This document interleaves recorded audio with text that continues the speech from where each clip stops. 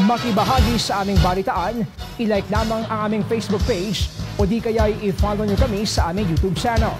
Para naman sa inyong comments, suggestions at public service announcement, mag-email lamang dito sa IBC. At yan ang mga makabuluhang balitang aming nakalap. Muli po kaming magbabalik bukas. Maraming salamat, Pilipinas.